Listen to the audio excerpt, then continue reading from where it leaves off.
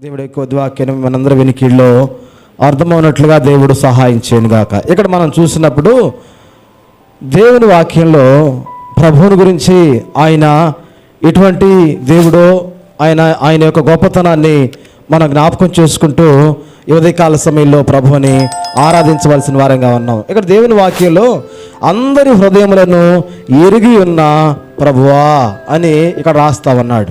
మనం చూసినట్లయితే ప్రభువుని గురించి మాటలు మనం ధ్యానం చేసుకుంటున్నప్పుడు ఆయన అందరి హృదయాలను ఎరిగినటువంటి దేవుడు. కాబట్టి ఈరోజు నీవు నేను దేవుణ్ణి ఆరాధించవలసిన వారంగా ఉన్నాం. నీ హృదయం ప్రభువుకు తెలుసు, నీ యొక్క ఆలోచన ప్రభువుకు తెలుసు, నువ్వు ఎటువంటి స్థితిలో ఉన్నావో సమస్తము ఎరిగినవాడు ఆయన. కాబట్టి ఈ ఉదయకాల సమయంలో అందరి హృదయాలను ఎరిగినటువంటి దేవుడు ఆయన. కాబట్టి ప్రభువా నీకు వందనాలే, మా హృదయాలను ఎరిగిన వాడవు, మా హృదయాంతరంగంలో ప్రభువు ఎరిగినటువంటి గొప్ప దేవుడు అయ్యా అని ప్రభుని ఆరాధించబద్దులమై ఉన్నాం. ఇంకా మనం దేవుని వాక్యంలో మనం చూస్తే ఆయన అందరిని ఎరిగినవాడు, అందరి హృదయాంతరంగాల్లో ఏమున్నదో ఆయనకు తెలిసినటువంటి దేవుడు. యోహాను సువార్తలో కూడా ఒక మాట మనం జ్ఞాపకం చేసుకోగలుగుతాం. చూద్దాం, చూడండి 2వ అధ్యాయము 24వ వచనం చూద్దాం. యోహాను సువార్త 2వ అధ్యాయము 24వ వచనాన్ని జ్ఞాపకం చేసుకుంటాం. చదవండి. అయితే యేసు అందరినీ ఎరిగినవాడు కనుక ఆయన తన్ను వారి వశము చేసుకునలేదు. ఆయన మనుషులను ఆంతర్యములను ఎరిగినవాడు కనుక ఎవడును మనుషుల గురించి ఆయనకు సాక్ష్యం ఇవ్వనక్కరలేదు. ప్రభునందు ప్రియమైన దేవుని బిడ్డలారా, ఆయన అందరి హృదయాలను ఎరిగినవాడు. కాబట్టి ఉదయకాల సమయంలో ప్రభువుని ఆరాధించవలసిన వారంగా ఉన్నాం. అందరి హృదయాలు ఆయనకు తెలుసు, హృదయాంతరంగాలను ఎరిగినటువంటి దేవుడు ఆయన. నీ హృదయంలో ఏముందో, ఏ బాధతో ఉన్నావో, లేకపోతే ఏ పరిస్థితుల్లో ఉన్నావో సమస్తము ఎరిగినటువంటి దేవుడై ఉన్నాడు ఆయన. కాబట్టి ప్రభువా నీవు నన్ను ఎరిగిన వాడవు, నా హృదయం లోపల కూడా ఏమున్నదో తెలిసిన ఆయన నీకు. ప్రభువా నీకు స్తోత్రాలన్నీ, ప్రభు నామాన్ని ఘనపరచవలసిన వారంగా మనం ఉన్నాము. 24వ వచనంలో అదే ఇక మనం జ్ఞాపకం చేసుకోగలుగుతాం. ఇంకా మనము ఈ మాటను మనం ఒకసారి చూసినప్పుడు 24వ వచనంలో, అయితే యేసు అందరినీ ఎరిగినవాడు కనుక ఆయన తను తాను ఎవరు వశము చేసుకునలేదు. ఆయన మనుషుని ఆంతర్యములను ఎరిగినవాడు కనుక ఎవడును మనుషుని గురించి ఆయనకు సాక్ష్యమివ్వ అక్కరలేదు. ఎవరు సాక్ష్యం ఇవ్వాల్సిన అక్కర్లేదు ఆయనకి. ఎందుకంటే అందరి హృదయాలను ఎరిగినవాడు ఆయన. ఆయన గురించి ఎవరు సాక్ష్యం చెప్పాల్సిన అవసరం కూడా లేదు. ఆయన అందరి హృదయాలను ఎరిగి ఉన్నటువంటి ఆయన మనుషుల యొక్క ఆంతర్యములను ఎరిగినవాడు. మనుషుని యొక్క ఆంతర్యము అనగా హృదయం లోపల ఏమున్నదో కూడా ఎరిగినటువంటి గొప్ప దేవుడు. ఇదే కాల సమయంలో నీవు నేను ఆరాధిస్తున్న దేవుడు. నీ హృదయంలో ఏముందో తెలుసు ఆయనకి. నీ హృదయంలో ఏ ఆలోచన కలిగి వచ్చినామో, ఎటువంటి పరిస్థితుల్లో మనం దేవుని సన్నిధానానికి వచ్చినామో సమస్తము ఎరిగినటువంటి దేవుడు ఆయన. ఆయనకు మరుగు చేయవలసింది ఈ లోకంలో ఏది లేదు. ఆయనకి మరుగైనది లేదు ఈ లోకంలో. సమస్తము ఎరిగినవాడు ఆయన. నీ ఆనందం తెలుసు ఆయనకి, నీ దుఃఖం తెలుసు, నీ బాధ తెలుసు, నీ నిట్టూర్పు తెలుసు, నీకు ఉన్నటువంటి ఆ సంతోషం కూడా దేవుడు ఎరిగి ఉన్నాడు. కాబట్టి మనుషులకు ఒకవేళ తెలియకపోవచ్చేమో, కుటుంబంలో తల్లిదండ్రులు తెలియకపోవచ్చు పిల్లల బాధ, ఎవరి బిడ్డలకు తెలియకపోవచ్చు తల్లిదండ్రుల బాధ, కుటుంబ పరిస్థితులు మన తండ్రికి ఒకవేళ వాళ్ళ బంధువులకు ఒకవేళ తెలియకపోవచ్చు. కానీ దేవునికి మాత్రము మన యొక్క పరిస్థితి, మన ఆలోచన, మన తలంపులు సమస్తము ఆయనకు మరుగు చేయబడలేదు. ఆయన సమస్తాన్ని ఎరిగి ఉన్నటువంటి దేవుడు ఆయన. కాబట్టి ప్రభువా నీకు స్తోత్రాలయ్యని దేవాతి దేవుణ్ణి మనము ఆరాధించవలసిన వారంగా, ఆయనను ఘనపరచవలసిన వారంగా మనం ఉన్నాము. ఇంకా మనం ఒకసారి దేవుని వాక్యంలో ఇర్మియా గ్రంథంలో కూడా ఒక మాట 1వ అధ్యాయము 5వ వచనంలో ఏ స్థితిలో ఉన్నప్పుడు ఆయన ఎరిగి ఉన్నాడంటే, నువ్వేదో దేవుని మందిరానికి వచ్చావని కాదు కానీ, లేదా నువ్వేదో దేవుణ్ణి ఆరాధిస్తున్నావని కాదు కానీ, నువ్వు ఈ లోకంలో జన్మించక మునిపే నీ గురించి ఆయనకు తెలుసు. తల్లి గర్భంలో రూపించబడక మునిపే ఆయన నిన్ను ఎరిగి ఉన్నాడు. ఆయన నిన్ను గుర్తు ఎరిగినటువంటి గొప్ప దేవుడై ఉన్నాడు. తీసిన వారు చదవండి. ఇర్మియా గ్రంథము 1వ అధ్యాయము దగ్గరగా చదవండి, 5వ వచనం చదవండి. ఇర్మియా గ్రంథము 1వ అధ్యాయము 5వ వచనము. గర్భమందు నేను నిన్ను రూపించక మునిపే నిన్ను ఎరిగి తిని, నీవు గర్భము నుండి బయటపడక మునిపే నేను నిన్ను ప్రతిష్ఠించి తిని, జనములకు ప్రవక్తగా నిన్ను నియమించి తిని. అందుకు అయ్యా ప్రభువు యెహోవా చిత్తగించుము, నేను బాలుడనే. చూడండి, ఇక్కడ ఇర్మియాని పిలుస్తూ ఉన్నప్పుడు ఆయన అంటున్నాడు, నీవు తల్లి గర్భమందు రూపించబడక మునిపే నేను ఎరిగి ఉన్నాను. తల్లి గర్భంలో నువ్వు ఇంకా నీ అవయవాలు కూడా సరిగా ఏర్పరచబడలేదు. నువ్వు పిండముగా ఉన్నప్పుడే నేను నిన్ను ఎరిగిన వాడను. ఇంకా మనం అనుకుంటాం, నేను గత 5 సంవత్సరాల నుంచి మన మందిరానికి 2 సంవత్సరాల నుంచి వస్తున్నాను, నన్ను అప్పటి నుంచే తెలుసు కావాలి నేను దేవునికి అనుకుంటాం. కానీ దేవుడు అంటాడు, ఈ లోకంలో నువ్వు సృజించక మునిపే నిన్ను నేను చూశాను. తల్లి గర్భమందు రూపించబడక మునిపే, పిండముగా ఉన్నప్పుడే నేను నిన్ను ఎరిగిన వాడను. కాబట్టి ప్రభువా, నేను నీకు తెలుసయ్యా. అంత మాత్రం నేను తెలియటం మాత్రమే కాదు, నా హృదయంలో ఉన్నటువంటి బాధ కూడా తెలుసు నీకు, నా హృదయంలో ఉన్నటువంటి ఆలోచనలు తెలుసు నీకు మరుగు చేయబడినది ఈ లోకంలో ఏది లేదయ్యా.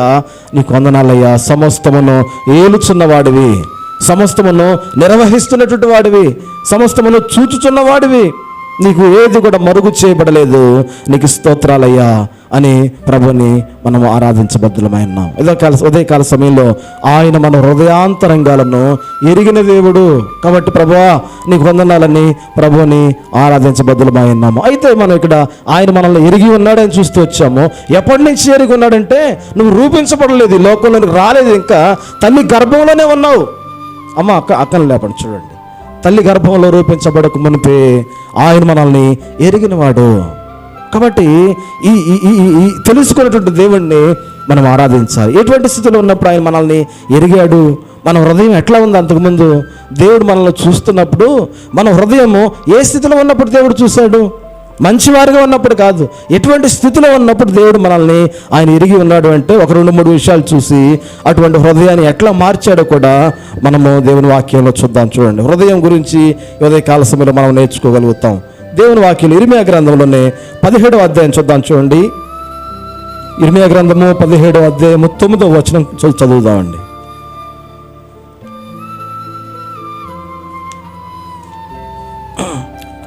17వ అధ్యాయము 9వ వచనం తీలేదా?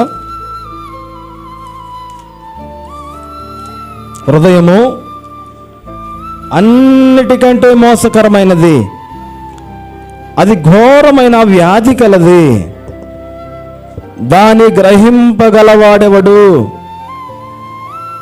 చూడండి, ఇక్కడ దేవుని వాక్యాన్ని మనం చూసినప్పుడు హృదయము అన్నిటికంటే మోసకరమైనది, దానిని గ్రహించేవాడు ఈ లోకంలో ఎవ్వరు లేరు. మన హృదయం ఎట్లా ఉందంటే మోసకరమైన హృదయంగా ఉంది. దేవుడు మనల్ని చూసినప్పుడు మోసకరమైన హృదయం కలిగిన వారిగా ఉన్నాం. నా జీవితం అట్లా లేదంటానికి వీలు లేదు. ప్రతి మనిషి యొక్క హృదయము దేవుని ఎరగక మునుపు మోసకరమైనటువంటి జీవితాల్లో జీవిస్తూ ఉన్నాము.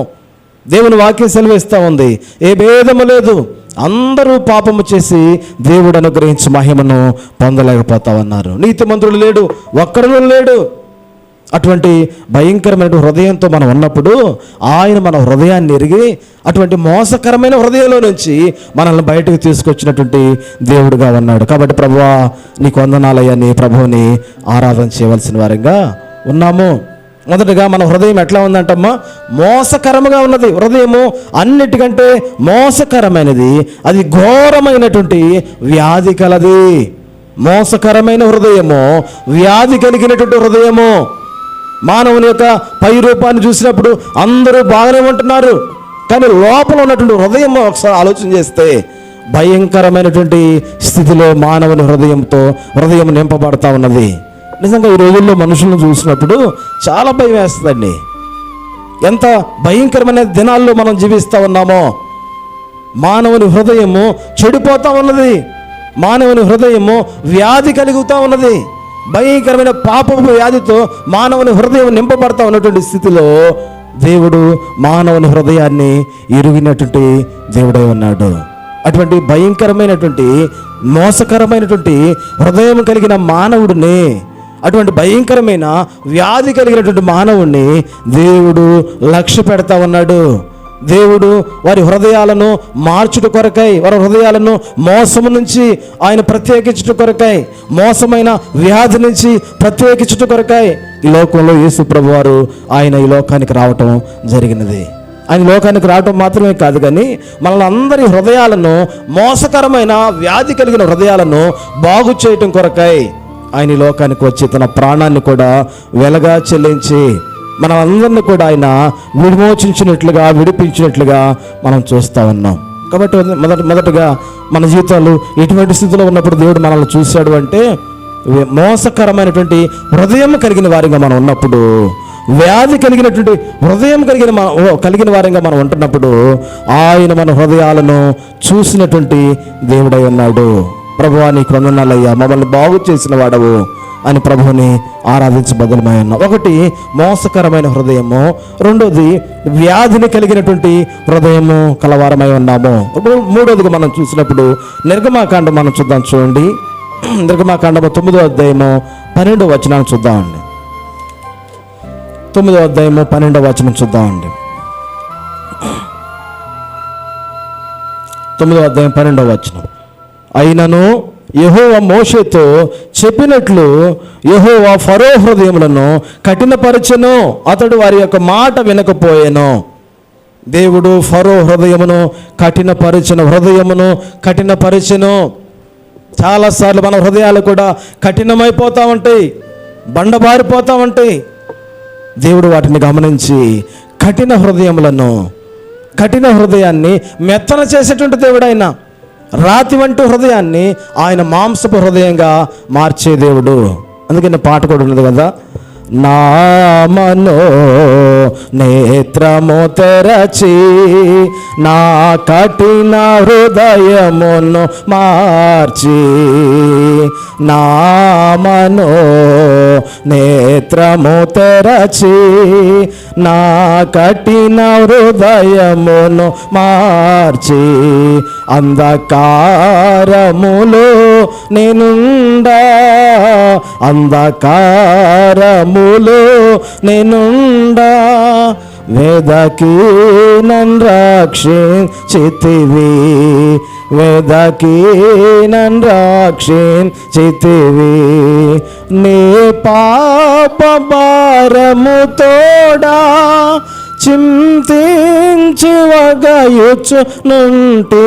కాబట్టి మానవుని హృదయము పాప భారముతో, మానవుని హృదయము కఠిన హృదయముతో, మానవుని హృదయము మనం చూసినప్పుడు మోసకరమైనటువంటి హృదయము, అది ఘోరమైనటువంటి వ్యాధి కలిగిన హృదయముగా దేవుడు చూసినప్పుడు ఈ హృదయము కఠినపరచబడినది, బండబారిపోతామని ఈ రోజుల్లో మానవుని యొక్క హృదయము. దేవుని దగ్గరకు వస్తే నీ రాతి హృదయాన్ని నేను మాంసపు హృదయంగా నేను మారుస్తాను, నీ రాతి హృదయాన్ని నేను మాంసపు హృదయంగా నేను చేస్తాను అని దేవుడు అంటున్నాడండి. ఉదయకాల సమయంలో 3 విషయాలు మనం చూసాము. ఒకటి ఇటువంటి హృదయం, మోసకరమైన హృదయము. రెండోది వ్యాధి కలిగినటువంటి హృదయము. మూడోది కఠినమైనటువంటి హృదయము. హృదయ కాఠిన్యము అంటారు దాన్ని. కఠినమైన హృదయం కలిగినటువంటి మానవుని జీవితంలో యేసు ప్రభువారిని స్వీకరించటం బట్టి దేవుడు మెత్తటి హృదయంగా, మాంసపు హృదయంగా దేవుడు మన హృదయాన్ని మార్చిన దేవుడు. అందుకని ఆయన అంటున్నాడు మొట్టమొదటిగా, నేను అందరి హృదయాలను ఎరిగిన వాడను. దేవుడు అందరి హృదయంలో ఉన్న బాధను ఆయన చూసినటువంటి దేవుడు, సమస్తము ఎరిగినటువంటి దేవుడు ఆయన. 3 విషయాలు మనం చూస్తూ వచ్చాం. 4వదిగా మనం ఒకసారి మనం జ్ఞాపకం చేసుకుందాం. చూడండి, మానవుని హృదయం గురించి మనం ఇంకా మనం చూసినప్పుడు జకర్యా గ్రంథంలో 7వ అధ్యాయం 12వ వచనాన్ని మనం జ్ఞాపకం చేసుకోగలుగుతాం. జకర్యా గ్రంథము 7వ అధ్యాయము 12వ వచనంలో వారి హృదయంలో ఏముంటుందంటే, వారి హృదయం అంతా కురువిందము వలె వాళ్ళు చేసుకున్నారు. తాను వినకున్నట్లుగా తమ హృదయములను కురువిందము వలె, రాతి హృదయం వల్లే వాళ్ళు చేసుకున్నారు. నిజంగా మానవుని జీవితంలో హృదయాన్ని కానీ మనం ఒకసారి చూస్తే అన్నిటికంటే మోసకరమైన హృదయము, వ్యాధి కలిగిన హృదయము, అది రాతి హృదయం అని దేవుడు చెప్తున్నాడు. కురువిందం వలె చేసుకున్నారంట హృదయాన్ని. అటువంటి భయంకరమైన స్థితిలో మనం ఉంటున్నప్పుడు యేసుక్రీస్తు ప్రభువారు మన హృదయాలను ఎరిగిన దేవుడు, మన హృదయ రహస్యాలను ఎరిగి మాంస హృదయాన్ని మనకు అనుగ్రహించినటువంటి దేవుడై ఉన్నాడు. కాబట్టి ఉదయకాల సమయంలో ఇటువంటి రాతి హృదయము 4 విషయాలు మనం చూసాం. చివరిగా ఇంకొక మాట చూసుకొని మనం ఇంకా ముందుకు వెళ్తాం. చూద్దాం. ఆదికాండం 6వ అధ్యాయము 5వ వచనం మనం చూసినప్పుడు, నరులో చెడుతనము బాల్యము నుంచి చెడిపోయినదే, వారి హృదయం యొక్క తలంపులు అంతయు కేవలము చెడ్డవిగా దేవుడు చూస్తూ వచ్చాడు. చదవండి, తీస్తే 6వ అధ్యాయం 5వ వచనం చదవండి. 6వ అధ్యాయము 5వ వచనం, ఆదికాండము. నరుల చెడుతనము భూమి మీద గొప్పదనియు, వారి హృదయము యొక్క తలంపులలోని ఊహ అంతయు ఎల్లప్పుడూ కేవలము చెడ్డదనియు యెహోవా చూచి. దేవుడు చూసినప్పుడు నరుల యొక్క చెడుతనము కేవలము చెడ్డదిగా ఉన్నది, భయంకరమైనటువంటి దుర్వ్యసనాలతో ఉన్నది, భయంకరమైన చెడు అలవాట్లతో ఉన్నది. ఇటువంటి చెడిపోయినటువంటి పాడైపోయినటువంటి హృదయాన్ని ప్రభు దగ్గరకు తీసుకొస్తే ప్రభు అడుగుతుంది ఏంటంటే, నీ హృదయం నాకిమ్ము, పాడైపోయిన హృదయాన్ని నేను బాగు చేస్తాను, గుండె చెదరిన వారిని నేను బాగు చేస్తాను, పాడైపోయి వ్యాధి కలిగి బండ వంటి హృదయం కలిగిన వారిని నేను బాగు చేసేవాడిని. ఎందుకో తెలుసా? ఆయన సమస్తాన్ని నిర్మించిన వాడు. ఒక వస్తువు పాడైంది అంటే ఎవరి దగ్గర తీసుకెళ్తే బాగు చేస్తారు? దాని గురించి తెలిసిన వారి దగ్గర తీసుకెళ్తే దానికి ఉన్న రిపేర్ అంటే కనుక్కొని దాన్ని బాగు చేస్తారు. మన హృదయము, కాలు బాగోతే కాలు డాక్టర్లు ఉన్నారు, చెయ్యి బాగోతే చెయ్యి డాక్టర్ ఉన్నాడు, పంటి డాక్టర్ ఉన్నాడు, కంటి డాక్టర్ ఉన్నాడు. హృదయానికి డాక్టర్ లేడండి, దేవుడు మాత్రమే. హృదయాంతరంగా ఎరిగిన వాడు ఆయనే. ఆయన హృదయం పాడైపోతున్నప్పుడు దేవుని దగ్గరకు మనం తీసుకొని రాగలిగితే, నీ హృదయం నాకు ఇస్తావా, నేను బాగు చేస్తాను. సృష్టించిన వాడు ఆయన కాబట్టి ఆయన దగ్గరకు వస్తే మాత్రమే హృదయం బాగవుతుంది. దేవుని యొక్క వాక్యం వింటున్నప్పుడు, దేవుని దగ్గరకు మనం రాగలుగుతున్నప్పుడు మాత్రమే మన జీవితాల్లో గొప్ప కార్యాలు జరుగుతాయి. దేవుడు మన హృదయాల్ని బాగు చేస్తాడు. ఆయన పాడైపోయిన హృదయాల్ని, రాతి హృదయాల్ని ప్రభు బాగు చేసేవాడిగా ఉన్నాడు. నరుల చెడుతనము భూమి మీద గొప్పదనియు, వారి ఊహలు కేవలము, వారి హృదయం యొక్క తలంపులు ఊహలు ఎల్లప్పుడూ కేవలము చెడ్డదనియు యెహోవా చూచి. కేవలము హృదయంలో చెడుతనముతో నింపబడతా ఉన్నది. మార్కు సువార్తలో కూడా ఒక మాట 7వ అధ్యాయం 21వ వచనంలో హృదయంలో నుంచి ఏమొస్తాయో దేవుడు మాట్లాడుతున్నాడు. మార్కు సువార్త 7వ అధ్యాయంలో ఈ భయంకరమైనటువంటి మానవుని హృదయంలో నుంచి ఏమి బయటకు వస్తాయో మనకు దేవుని వాక్యంలో మనకు సూటిగా దేవుడు మాట్లాడుతున్నాడు. 7వ అధ్యాయం 21, 22, 23వ వచనం చదువుకుందాం. చూడండి. లోపల నుండి అనగా మానవుల హృదయంలో నుండి దురాలోచనలను, జారత్వమును, దొంగతనములను, నరహత్యలను, వ్యభిచారమును, లోభములు, చెడుతనములను, కృత్రిమములను, కామవికారములను, మత్సరములను, దేవదోషులను, అహంకారములను, అవిధేయతలను వచ్చును. ఈ చెడ్డవన్నీ లోపల నుండి బయలు వెళ్ళును, మనుషుని అపవిత్రపరచునని ఆయన చెప్పెను. ఇవన్నీ కూడా ఎక్కడ ఉన్నాయంట? మానవుని హృదయంలో నింపబడి ఉండిపోయినవన్నీ. ఇవన్నీ కూడా మానవుని హృదయాన్ని వ్యాధిని కలగజేస్తూ ఉన్నాయి, పాడు చేస్తూ ఉన్నాయి. ఇటువంటి బండబారిన హృదయాలుగా మానవుని ఈ లక్షణాలన్నీ చేస్తున్నాయి. అయితే ఇటువంటి హృదయాన్ని ప్రభువు బాగు చేసినాడు. ఆయన రక్తం చేత కడగబడినప్పుడు, ఆయన దగ్గరకు వచ్చినప్పుడు ఆయన మన హృదయాన్ని బాగు చేసి ఆయన రక్తంతో కడిగి పవిత్రపరిచి ఆయన మన హృదయాన్ని పవిత్రపరిచినట్లుగా మనం చూస్తున్నాం. ఇప్పుడు దాకా మానవుని హృదయం ఎట్లా ఉందో మనం చూసుకుంటూ వచ్చాము. ఒక 2-3 విషయాలు అటువంటి హృదయాన్ని దేవుడు ఎట్లా మార్చాడు చూద్దాం. చూడండి. 13వ కీర్తనలో మనం చూస్తాం అన్నమాట. 5వ వచనాన్ని కీర్తన గ్రంథము. ఆయన మన హృదయాలను ఎట్లా మార్చాడు అంటే గొప్ప ఆలయముగా మార్చినాడు. అందుకని అంటాడు కదా ఆయన, నీ హృదయము దేవుని ఆలయమై ఉన్నదని నువ్వు ఎరుగువా. నీ హృదయాన్ని దేవునికి ఆలయంగా ఉన్నది. నువ్వు నీ సొత్తు కాదు, విలువ పెట్టి కొనబడిన వాడవు, విలువ పెట్టి కొనబడిన దానవు. నీ హృదయం అనేటువంటి ఆలయంలో ఆయన నివాసం ఉంటావు అన్నాడు. ఇప్పుడు అటువంటి పాడైపోయిన హృదయాన్ని బాగు చేసినటువంటి దేవుడై ఉన్నాడు. బాగు చేసి ఆయన ఒక ఆలయముగా చేశాడు నీ హృదయాన్ని. నీ హృదయంలో ఆయన నివాసం ఉంటావు అన్నాడు. ఇప్పుడు ఆయన నివాసం ఉంటూ ఆయన నీ హృదయాన్ని ఎట్లా మార్చాడు అంటే, చదవండి ఆ మాటలు. 13వ అధ్యాయము కీర్తన గ్రంథము 5వ వచనం బిగ్గరగా చదువమ్మా. నేనైతే నీ కృపయందు నమ్మిక ఉంచి ఉన్నాను. దగ్గరగా చదువు. నీ రక్షణను బట్టి నా హృదయము హర్షించుచున్నది. నేనైతే కీర్తన గ్రంథం 13వ అధ్యాయం 1వ వచనంలో మనం చదువుకుంటూ ఉంటాం ఈ మాటలన్నీ కూడా. 5వ వచనంలో మనం చూస్తే, నేనైతే నీ కృపయందు నమ్మిక ఉంచి ఉన్నాను, నీ రక్షణ విషయమై నా హృదయము హర్షించుచున్నది. మన హృదయము హర్షిస్తూ ఉంది. ఇప్పుడు రక్షణను బట్టి, ప్రభు చేసిన గొప్ప రక్షణ కార్యమును బట్టి మన హృదయము హర్షిస్తూ ఉంది, సంతోషిస్తూ ఉంది, ఆనందిస్తూ ఉంది. ఎటువంటి హృదయం కలిగినటువంటి మన జీవితంలో గొప్ప రక్షణ ఎట్లా వచ్చింది? పాడైపోయిన హృదయం కలిగిన మన జీవితంలో, ఎటువంటి యోగ్యత లేని మన జీవితంలో దేవుడు ఇప్పుడు రక్షణ ఆనందాన్ని మన హృదయంలో నింపాడు. రక్షణ దేవుడిచ్చినటువంటి గొప్ప ఆధిక్యత, రక్షించబడే అనుభవము. ఏ యోగ్యత లేనటువంటి మనకు దేవుడు మన హృదయాలలో రక్షణ ఆనందాన్ని మనకు ఆయన పుట్టించాడు. కాబట్టి ప్రభువా నీకు వందనాలయ్యా అని ప్రభువుని మనము ఆరాధించాలి. ఒకటి, ఆయన మన హృదయంలో ఏం పెట్టాడంటే 5వ వచనంలో, నీ రక్షణ విషయమై నా హృదయము హర్షించుచున్నది. హృదయము హర్షించేదిగా దేవుడు చేశాడు. ఒకప్పుడు చూసినప్పుడు భయంకరమైనటువంటి అలవాట్లు, భయంకరమైన స్థితి, హృదయం యొక్క ఘోరమైనటువంటి వ్యాధి కలిగినటువంటి ఈ హృదయాన్ని దేవుడు తన రక్తాన్ని చిందించి తన శరీరం అంతా కూడా ఆయన గాయాల చేత, ఆయన సిలువ మరణానికి అప్పగించుకోవడం చేత గొప్ప రక్షణ మన కొరకు ఆయన అనుగ్రహించాడు.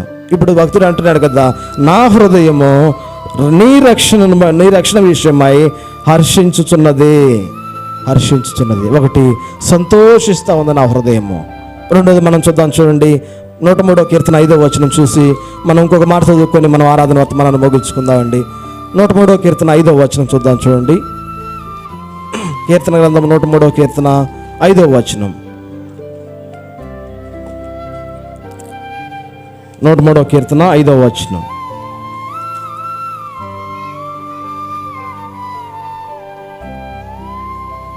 పక్షిరాజు యవనము వలె నీ యవనము కృతదగినట్లుగా మేలుతో నీ హృదయమును తృప్తిపరచుచున్నాడు. ఒకటి, మన హృదయము సంతోషముతో హర్షించేటట్లుగా దేవుడు చేశాడు. మన హృదయం నిండుగా దేవుడు సంతోషాన్ని పెట్టాడు. రక్షణ అనేటువంటి సంతోషము, రక్షణ అనేటువంటి ఆ నిరీక్షణ మన హృదయాల్లో ఆయన నింపాడు. ఎటువంటి యోగ్యత లేని మన హృదయాలకి రక్షణ ఆనందాన్ని ఇచ్చాడు. ఒకటోది. రెండోది, మేలుతో నీ హృదయాన్ని తృప్తిపరుస్తా ఉన్నాను. దేవుడు ఎట్లా తృప్తిపరుస్తున్నాడంటమ్మా చెప్పండి. మేలుతో మన హృదయాన్ని తృప్తిపరుస్తున్నాడు. దేవుడు మన హృదయాన్ని దేనితో నింపుతున్నాడు? రక్షణతో నింపుతున్నాడు, రక్షణ ఆనందంతో నింపుతున్నాడు. ఇప్పుడు సంతోషించగలుగుతున్నాము. 2 చెప్పాను. ఒకటి, రక్షణ ఆనందాన్ని మన హృదయంలో నింపాడు. రెండోది, మేలుతో మన హృదయాన్ని నింపినటువంటి దేవుడై ఉన్నాడు. మూడోదిగా మనం చూసుకొని ఆరాధనలోనికి వెళ్దాం. చూడండి, ప్రసంగి గ్రంథం 7వ అధ్యాయము 3వ వచనం చదువుకుందాం అండి. ప్రసంగి గ్రంథము 6వ అధ్యాయము 3వ వచనం చదువుకుందాం. 7వ అధ్యాయం 3వ వచనం. ప్రసంగి గ్రంథము 7వ అధ్యాయము 3వ వచనం చదువుకుందాం అండి. నవ్వు కంటే దుఃఖపడుట మేలు, ఏలయనగా భిన్నమైన ముఖము హృదయమును గుణపరచును. ఆయన ఏం చేస్తారంట? హృదయాన్ని గుణపరచుటువంటి దేవుడైనా. గుణపరచడం అంటే ఏంటంటే దాన్ని బాగు చేయటము. పాడైపోయినటువంటి స్థితిలో ఉన్నప్పుడు మన హృదయాలను బాగుపరిచిన గొప్ప దేవుడు. హృదయాన్ని గుణపరుస్తూ వచ్చాడంట, బాగు చేస్తూ వచ్చాడు. ఒకటి, హృదయంలో సంతోషాన్ని కలగజేశాడు. హృదయంలో రక్షణ ఆనందాన్ని కలగజేశాడు. రెండోది, హృదయంలో ఏమిచ్చాడంటమ్మా ఆయన? రెండోదిగా మేలుతోని హృదయాన్ని తృప్తిపరిచాడు. మూడోది, నీ హృదయాన్ని గుణపరిచినాడు, బాగు చేసినాడు. కాబట్టి ప్రభువా నీకు వందనాలయ్యా అని ప్రభువుని ఆరాధించబద్దులమై ఉన్నాము. ఇంకా చివరిగా 107వ కీర్తనలో 11వ వచనం 20వ వచనం చదువుకొని ఆరాధనలోకి వెళ్దాం. చూద్దామండి. 107వ కీర్తన 11వ వచనము 20వ వచనము. బాధ చేతను ఇనప కట్ల చేతను బంధింపబడిన వారై చీకటిలోను మరణాంధకారములోను నివాసము చేయి వారి హృదయమును ఆయన ఆయాసము చేత కృంగజేయును. వారి కూలి ఉండగా సహాయకుడు లేకపోయాను. ఇంకా 20వ వచనం కూడా చదవండి. ఆయన తన వాక్కును పంపి వారిని ఎటువంటి స్థితిలో ఉన్నప్పుడు బాగు చేశాడంట? ఇందాక మనం చదువుకున్నాము, కూలిపోయే స్థితిలో ఉన్నప్పుడు. ఇంకా 11వ వచనంలో బాధ చేతను ఇనుప కట్ల చేతను బంధింపబడిన వారై చీకటిలో మరణాంధకారములో నివసించిన వారి యొక్క హృదయమును ఆయన జ్ఞాపకం చేసుకున్నాడు. బాధ చేత ఇనుప కట్ల చేత కృంగిపోయి నశించిపోతున్నటువంటి హృదయాన్ని ఆయన తన వాక్కును పంపి వారిని బాగు చేస్తున్నాం. 4 విషయాలు మనం చూసాం. బాగు చేసిన దేవుడైనా, హృదయాన్ని ఆయన బాగు చేసే దేవుడు. అందు మాత్రమే కాదు, ఆయన తన వాక్కును పంపి బాగు చేస్తున్నాడు. తన వాక్కు అనగా ప్రభు అయిన యేసుక్రీస్తు ప్రభు నీ లోకంలో మన కొరకు పంపి హృదయము మాలిన్యం అయిపోతా ఉన్నప్పుడు, ఇందాక మనం చదువుకున్నాం 4-5 రకాల హృదయాలు. కఠినమైన హృదయం కలిగిన వారిగా మనం ఉన్నప్పుడు, కురువిందము వలె చేసుకున్న హృదయం మనం కలిగి ఉన్నప్పుడు, ఆయన మనకు ఈ లోకంలో మన కొరకు పంపబడి మనల్ని హృదయాన్ని బాగు చేసిన గొప్ప దేవుడై ఉన్నాడు. చివరిగా సామెతల గ్రంథంలో మనం 25వ అధ్యాయం 13వ వచనాన్ని మనం చూస్తే మన హృదయాలను తెప్పరిల్లా చేసినటువంటి దేవుడై ఉన్నాడు. చివరిగా ఈ మాట చదువుకొని ఆరాధనలోనికి వెళ్దామండి. 25వ అధ్యాయం 13వ వచనము. నమ్మకమైన దూత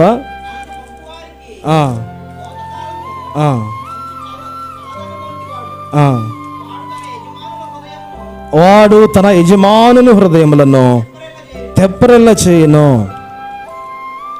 వాడు తన యజమానుని హృదయములను తెప్పరిల్ల చేయును. ఉదయకాల సమయంలో మన హృదయాలను తెప్పరిల్ల చేసినటువంటి దేవుడు, మన హృదయాలను గుణపరిచిన దేవుడు, ఆయన తన వాక్కును పట్టి పంపి బాగు చేసిన దేవుడు ఆయన. ఇంకా మనం చదువుకుంటూ వెళ్ళినప్పుడు ఆయన సంతోషాన్ని కలుగు చేసిన దేవుడు, మన హృదయంలో రక్షణ ఆనందాన్ని కలుగు చేసిన దేవుడు. అందరూ మోకరించుకుందాం. ఈ కొద్ది వాక్యాన్ని దేవాతి దేవుడు మనందరి వెనుకల్లో దేవుడు దీవించునుగాక. ఆమేన్. మొదటగా ఆయన ఎటువంటి దేవుడో మనం చూస్తూ వచ్చాము. ఆయన అందరి హృదయాలను ఎరిగినటువంటి దేవుడై ఉన్నాడు. అందరి హృదయాలను తెలిసినటువంటి దేవుడు ఆయన. యోహాను సువార్త 2వ అధ్యాయం 14వ వచనంలో అందరినీ ఎరిగిన వాడు ఆయన. ఎరిగినటువంటి దేవుణ్ణి ఎరిగిన హృదయంతో ప్రభువా నీకు వందనాలని ప్రభువుని ఆరాధించబద్దులమైన. అపోస్తలుల కార్యాలు 1వ అధ్యాయము 24వ వచనంలో ఆయన అందరి హృదయాలను ఎరిగినవాడు, అందరినీ ఎరిగినవాడు, అందరి హృదయంలో ఉన్నటువంటి ఆలోచనలు కూడా, అందరి హృదయంలో ఏముందో అందరి హృదయాలను ఎరిగినవాడు అని మనం చూస్తూ వచ్చాం. ఇంకా మత్తయి సువార్తలో కూడా 12వ అధ్యాయం 25వ వచనంలో ఆయన అందరి తలంపులను అందరి ఆలోచనలను ఎరిగిన వాడై ఉన్నాడు.